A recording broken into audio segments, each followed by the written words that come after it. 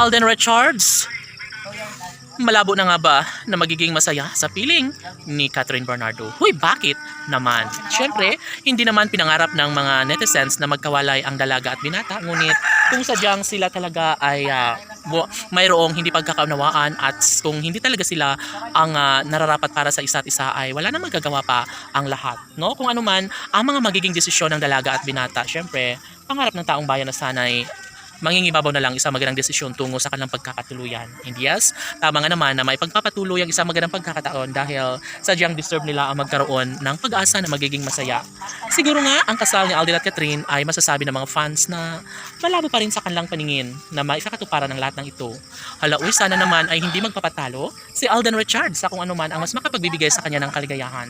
Dahil sa totoo lang, ayaw na ayaw ni Alden Richards na sumuko, no, sa mga pagkakataong ito.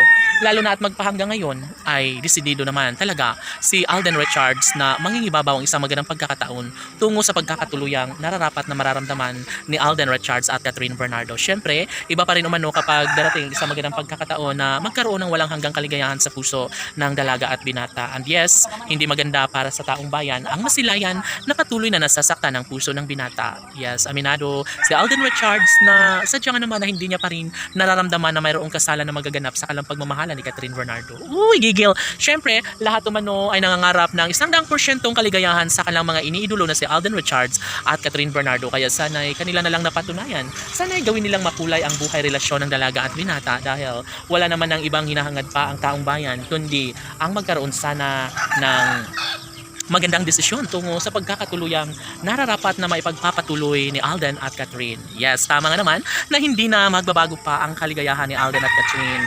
Sana'y mangingibabaw ang isang magandang pagkakataon tungo sa kanilang pangarap na pagsasama habang buhay.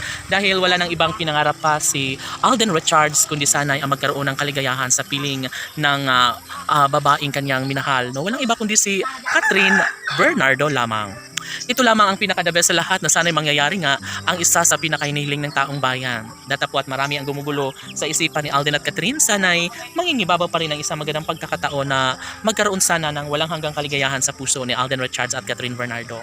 Super duper masaya ang taong bayan sa mga pagkakataong ito dahil nga naman iba pa rin umano kapag darating ang tamang pagkakataon na matuloy ang pag-iisang dibdib na pangarap ng taong bayan para sa dalaga at binata. At syempre, ito lamang ang pinaka-the best sa lahat na sana'y mabigyang katuparan ang isa sa pinakahinihiling ng taong bayan na magiging kabiyak mismo ni Alden Richards, ang pretty girl na si Catherine Bernardo. Sana nga'y maging magbunga ang lahat ng mga pagsisikap sa relasyon ni Alden Richards para sa pretty girl na si Catherine. Laban!